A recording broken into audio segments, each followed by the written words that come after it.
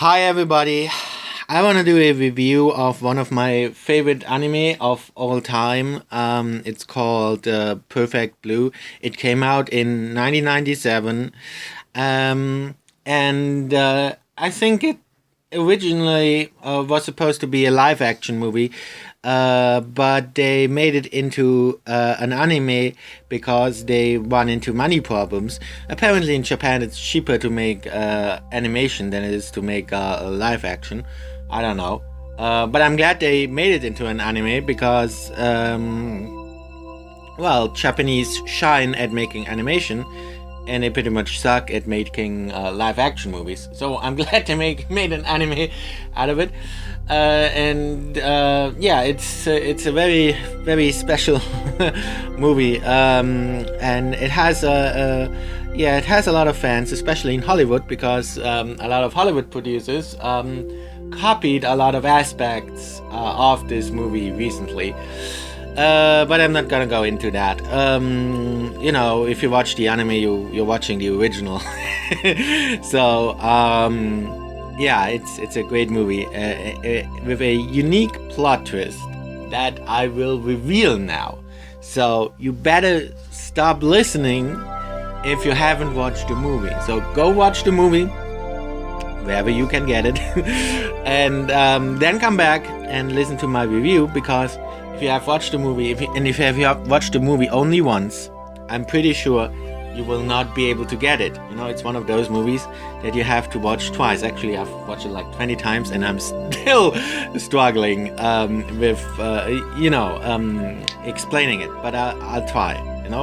So because this is one of the movies you have to think about it.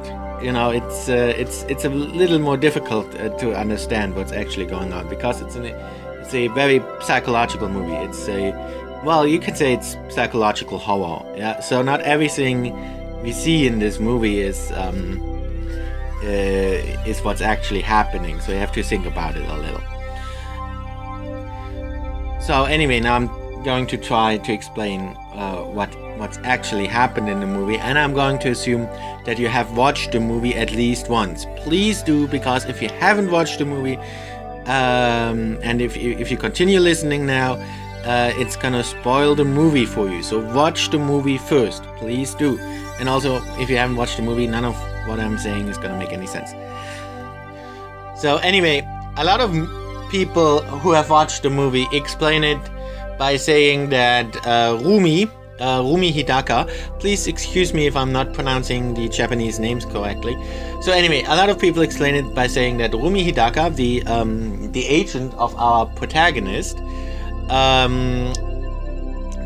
was impersonating her, and that she was committing all those murders, which kind of makes sense, but then again it doesn't, because it doesn't explain Mima's delusions, because she obviously has delusions, and those delusions cannot be explained by simply Rumi impersonating her, because Mima actually sees Rumi,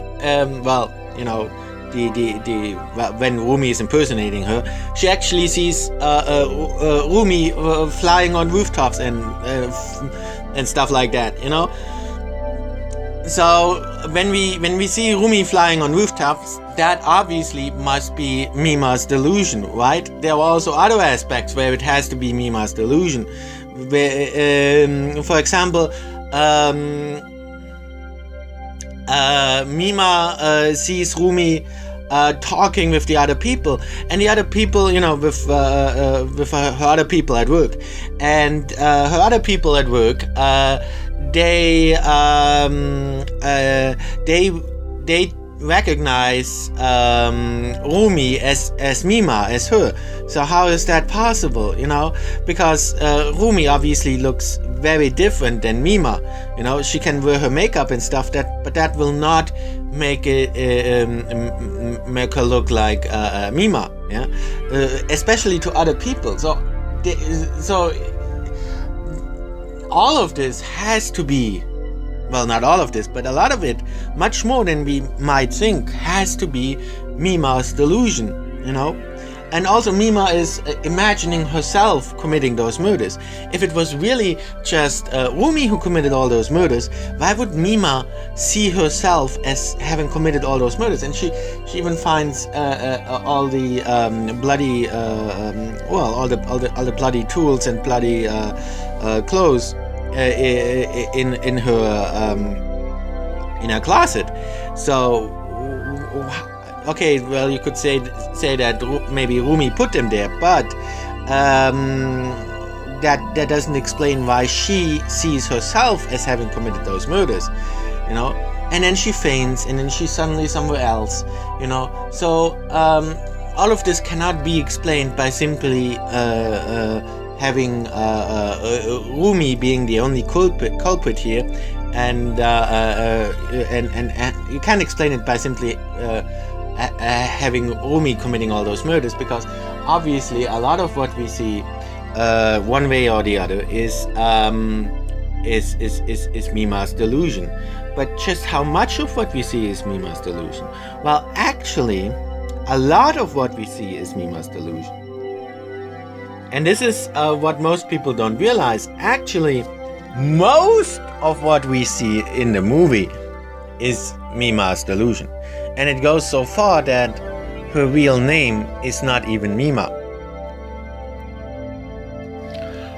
Her real name is Yoko Takakura. Okay? So let me explain this to you.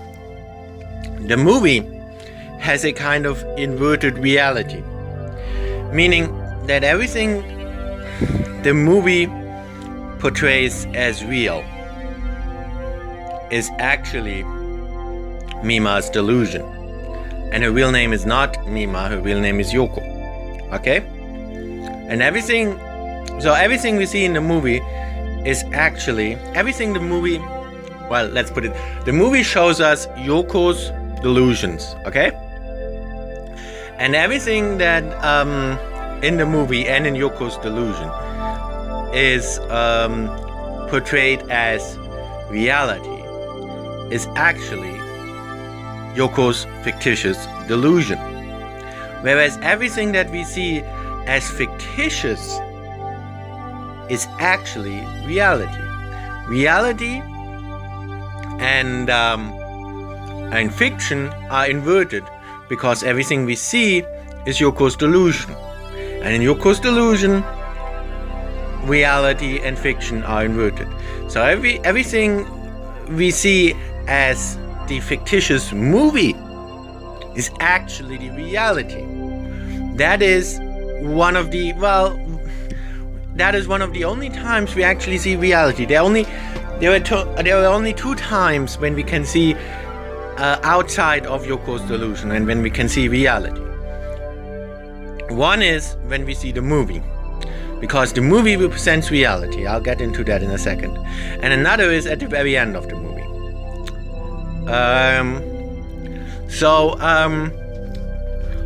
Why does the movie Mima plays in represent reality? Well, if you watch the movie scenes, the scenes of the movie that Mima plays in, if you watch those scenes, it's actually explained in there. Watch the movie again and pay special attention to what is said in the movie within the movie. Okay? Because they say very clearly that Yoko Takakura, okay? Try to make sense of it. What actually happened is the following. Yoko, and it's said very clearly in a movie within the movie. So anyway, what happened is the following. Yoko Takakura was raped in a strip club. It wasn't a movie set. We're talking about the real Yoko Takakura here. Okay? She was not a movie actress. She imagines herself to be a movie actress later on, but we're not even there yet. Okay? So Yoko Takakura is not a movie actress. We're talking about the Yoko Takakura that is explained in the movie set. Okay? She's not an actress. So Yoko Takakura is just a relatively normal girl. and she gets raped in a strip club. Presumably, she's a strip club dancer. But anyway, it's not a nice thing to get raped. So, yeah. Well, and this event naturally traumatizes her, and it traumatizes her so much that afterwards she went crazy, and this is where it's not pretty clear, but she committed murders. Okay, she committed murders. Presumably, she went after the people who raped her. Okay, and she killed those people who raped her. Those are the murders that we see. Okay, and you can see that a lot of the people who get killed were involved in that rape scene, which in reality was not a rape scene but was an actual rape. And those people who were raping her were not actors, they were actual rapists in reality. Okay, so she went after those rapists and she killed them. Okay, so now Yoko's sister works as a top model, and at some point she probably killed her sister too, and then assumed her identity. She did that, she developed split personality. She did that because all of this was just too much for her, the rape and those murders and everything. It was too much for her to bear. So she tried to distance herself from that and develop multiple personalities. So presumably at first she just took the identity of her sister, and her sister was a top model. But what happened, and you can see that in the actual movie, is that as she was developing her top model persona further, there also creeped in some memories from the past, because she was imagining herself to be, this top model, but then this photographer comes along and makes all those sleazy pictures of her. Of course, none of this is reality. That's all just in her imagination. But when the photographer starts making those sleazy pictures of her, that kind of starts to remind her of her rape, So she actually develops not one but multiple personalities. So she develops other personalities as well, because she realizes, okay, the top model isn't going to be enough to shield me from my traumatic past, because it's gonna come back to me, because top models also make nude pictures. Okay, so she develops more personalities to shield herself from that. So in addition to imagining herself to be a top model, she also imagines herself to be a singer and an actress. Okay, so all of those are different split personalities of her. Okay, and the Mima character, the protagonist, is actually just one of her multiple split personalities. And actually, Rumi is also one of her multiple split personalities. Now, because Yoko actually is not a top model, is not a singer, and is not a movie star. She actually lives in an insane asylum. Okay, in an asylum for the criminally insane, and she has those talks with her doctor and stuff, and they try to help her and they try to confront her with reality, and of course she also has some encounters with the gods at that institution, and she naturally doesn't like the gods. So she also weaves those gods in her story, so she can protect herself from reality, because those people around her, they will help her come back to reality, but she can protect herself from that with her delusions, and she can protect herself from any effort anybody makes to try to bring her back to reality, because in her, of course, she has those talks with her psychiatrist and stuff, And at that moment, she has to find some way to explain this, and they will probably say to herself something like, okay, if you are this top model, singer, actress, whatever, how come you're in an asylum right now and talking to me and I'm your psychiatrist, right? So snap out of it. Yeah? They're probably gonna say something like that to her. And she can explain it all away by saying, well, see, this is all just a movie, Yes, I am in an insane asylum, but that's just a movie role I'm playing, okay? So that's how she's shielding herself from reality. Because everything that's reality, she explains away with just being a movie role, And, of course, that includes the rape. So she can protect herself from that traumatic memory by pretending that she was actually never raped. That it was all just a movie she was playing. Okay, and even the murders, they were committed by someone else. They were not committed by her, by someone completely different. In her delusions, the murders at the beginning were probably, she has this crazy stalker, but he is based, if you listen to the movie, he's probably based on one of the security guards. Okay, so in her delusion, the murders were committed by the security guards, who in her delusion is a crazy stalker of her Mima personality. Okay, so she has set this whole world, this entire delusion up to shield herself from reality. But in that process, she loses herself. And as they say toward the end of the movie, her original personality, the Yoko character, is completely gone. Yoko doesn't even exist anymore in her head. So her original personality is gone. It's no longer there. She has completely lost herself in those split personalities. So, but then who's the Mima we see at the end? Well, it could be, I think it actually is the real Mima, because she looks at the camera and assures us, yes, I'm real. Okay, so it could be the actual Mima, whom Yoko based her delusion around. Probably she saw her on TV or something, and used her as the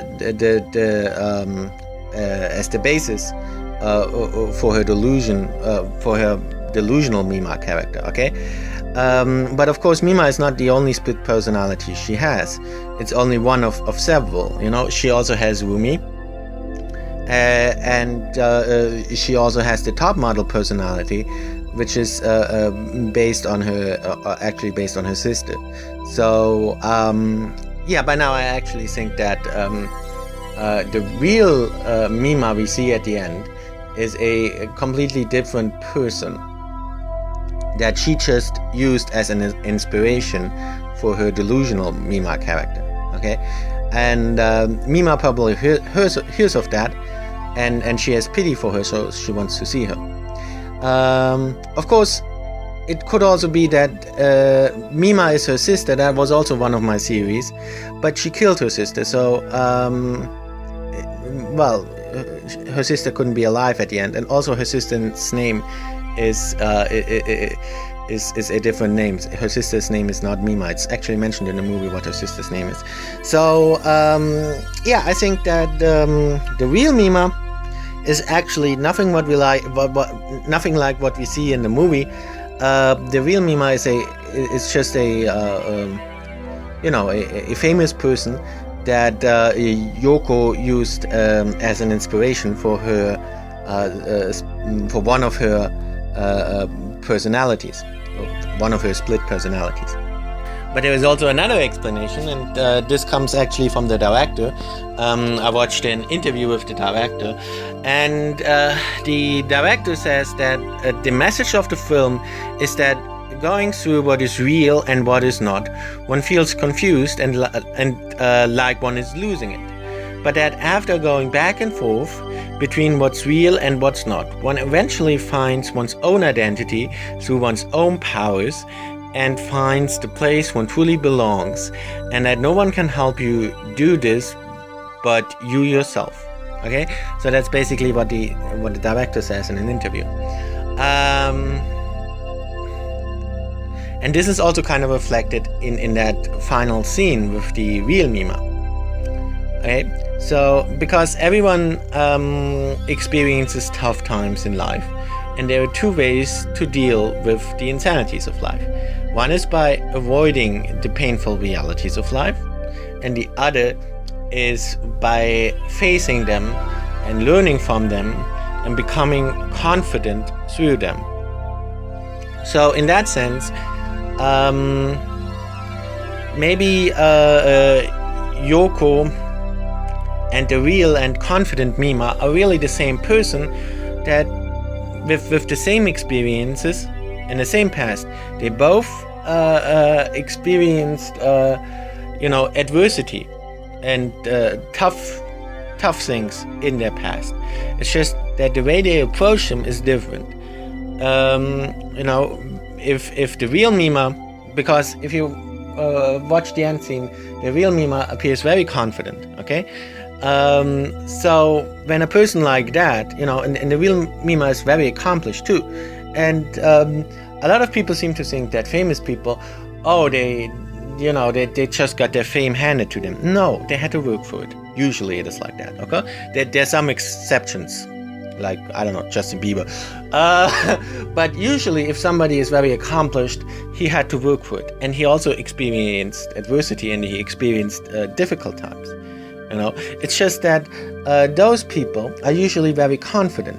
And with more adversity, they grow more confident. If you give them a harder time, they become more determined to overcome this. Okay, so that's why they were able to accomplish stuff. Whereas Yoko is the other way around. When Yoko experienced difficulties, she resigns. She doesn't want to deal with them. She does not grow. Her character does not grow. She does not work on overcoming those difficulties. She works on hiding those difficulties. She does not want to deal with with difficult experiences. She does not want to deal with painful memories. So she never tries to overcome stuff. So she never grows. So she could never be an actual actress. She dreams of being famous, but she will never accomplish this because she does not do what is necessary. She does not try to overcome difficulties. She does not grow. So because if you want to be famous, you have to be confident. A lot of famous people are actually pretty confident. Okay, so they have to be confident because they have to learn how to deal with adversity. Because they have to deal with a lot of adversity. Actually, it's not like this easy life that you might imagine. Okay, but Yoko does not want to do that. Yoko does not want to deal with difficulties. She wants to hide it all. She wants to bury it all. And that's why she develops those layers of different personalities, so she can bury all of her sad experiences, so she doesn't have to deal with them. But in doing so, she also cannot grow. She cannot become more confident, and she can never become that famous person that she aspires to be. So yeah. In that sense, Yoko and the real Mima actually represent two different ways of dealing with adversity, of dealing with difficult situations. Okay, so it's a very interesting, very psychological movie. And actually, the sad thing is that I do know some people who are like this Yoko, maybe not as extreme, of course. In movies usually stuff is portrayed more in a more extreme manner, so as to make it more entertaining. But there actually are people like that. They didn't necessarily kill anybody, but I know a couple of women actually who have been raped, and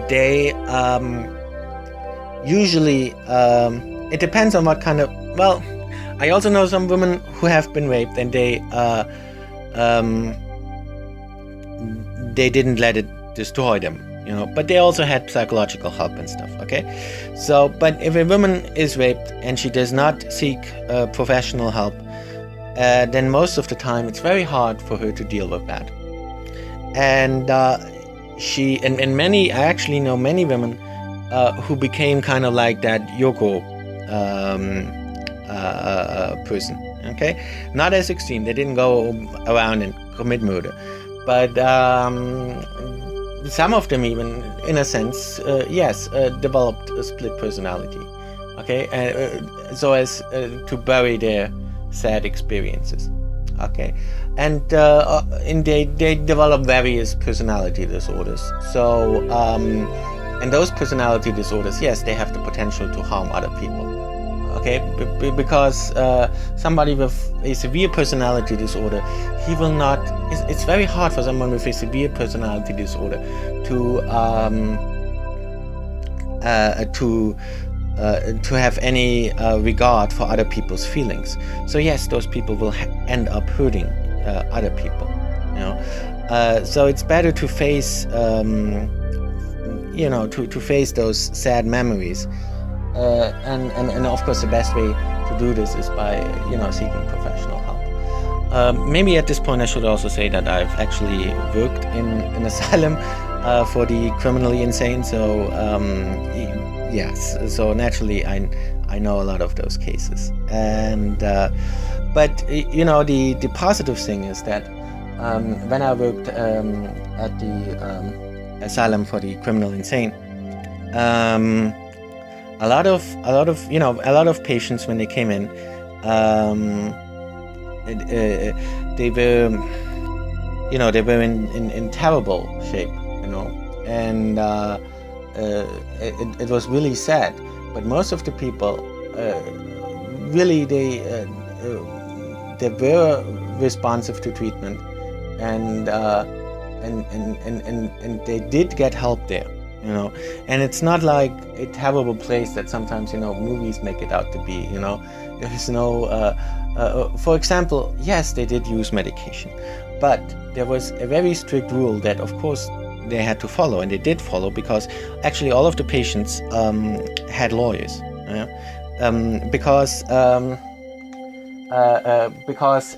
because those patients, they all committed a crime. Okay, so it was an asylum for the criminally insane. Okay, so they cannot just be put in there just at a whim.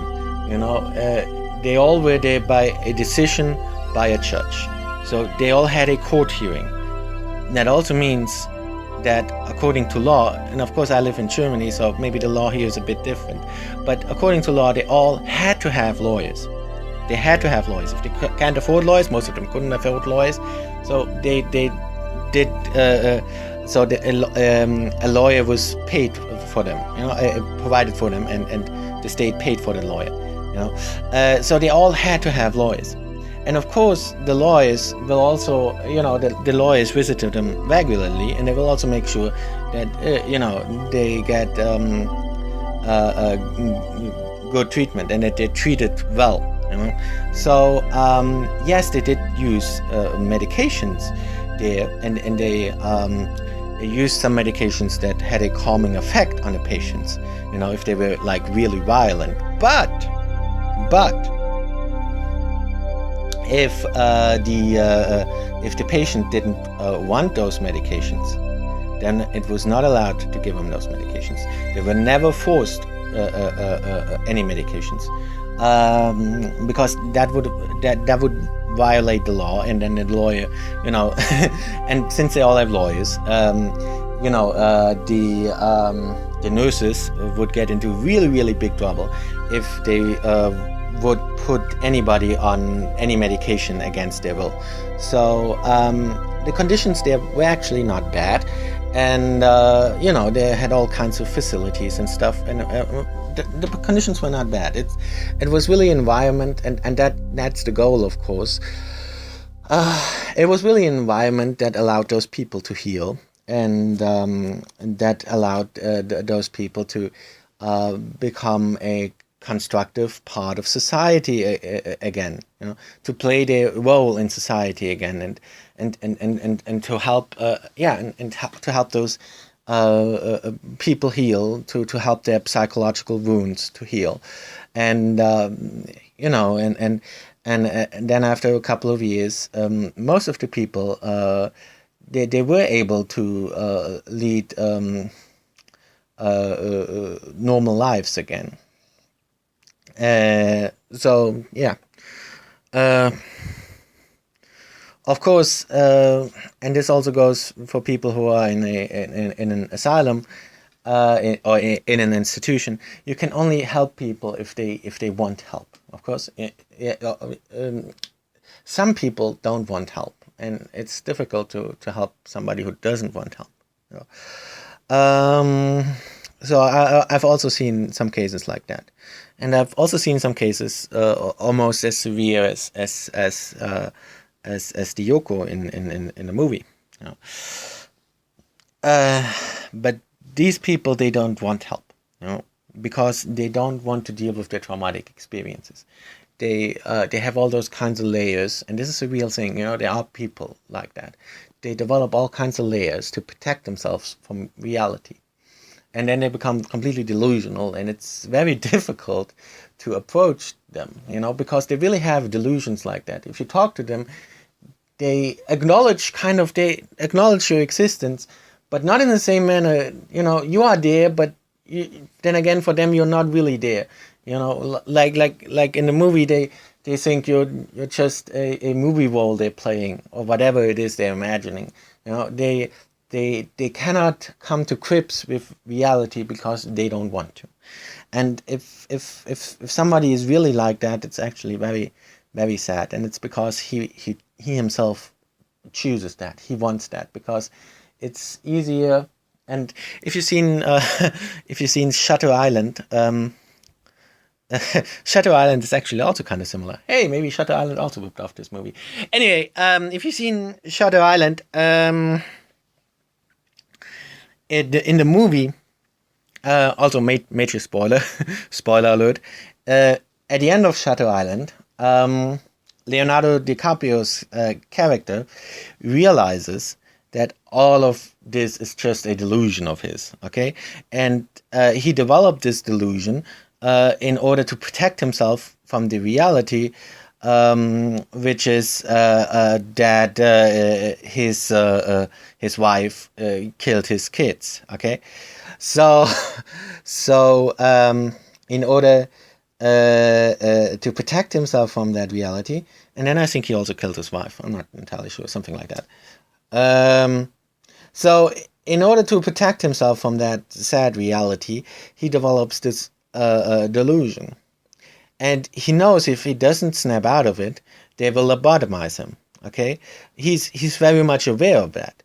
But he actually wants to be lobotomized because he does not want to remember those sad experiences. He wants he wants to forget. He wants this. And this is the sad part. Those are the people you cannot help. Is those people who don't want to help, who rather choose the delusion. I mean, because who would, if for them the delusion becomes reality, then in a sense they're much happier in the delusion, because in the delusion they can be their supermodel personality. They can be a superstar, and they don't have to deal with any of the harsh realities. They can explain it all away by saying, "Oh, this is just a movie I'm playing," or whatever. So they want this. In a sense, they're happier that way, but in a sense, it's also really sad because they completely lose their grip of reality, and it's actually really, really sad. But there are only a very few people who are actually like that, and it's really those who don't want help. They don't want help because they're happier in their illusion. And yeah, people like that you cannot help, and it's a really sad thing.